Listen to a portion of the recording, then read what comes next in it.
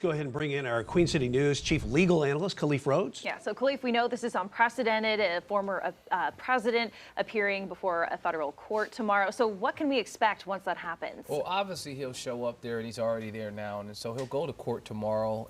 He'll probably go underneath the roadway, so we won't see much of it, unlike in the state court where we had folks in the hallway. There won't be cameras even in the hallway.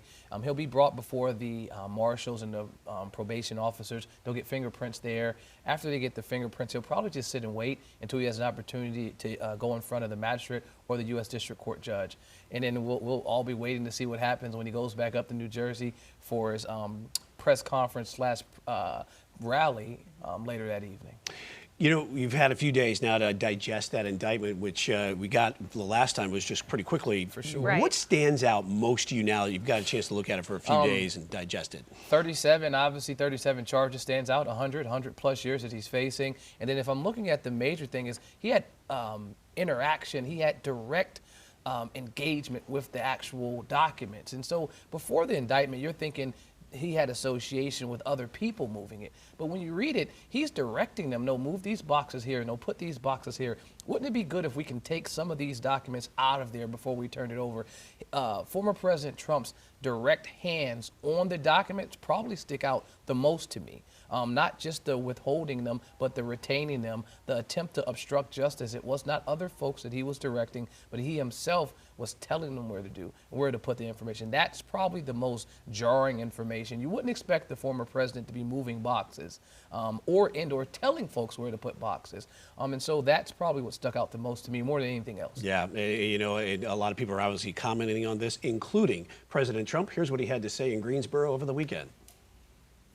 The baseless indictment of me by the Biden administration's weaponized Department of Injustice will go down as among the most horrific abuses of power. It's called election interference. That's what they're doing now. This is election interference. You're watching Joe Biden try to jail his leading political opponent. Think of it. This is like third world country stuff.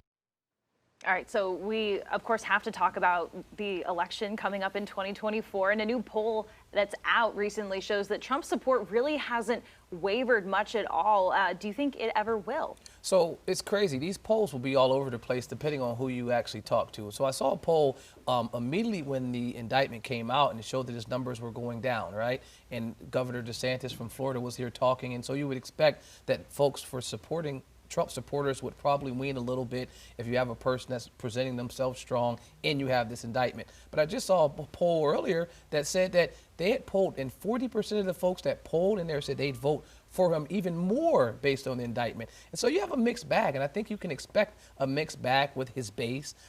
He said before when he was running in 2016, I could shoot someone in the middle of Times Square and nothing would happen to me. My base, my support would still be there. And I think that's still true. Until we get a conviction, until there's a conviction, not an indictment, not an arraignment, but an actual conviction, I think his base will be not moved. I think other folks that are out there, the DeSantis and the Pence, they'll still be fighting for second place.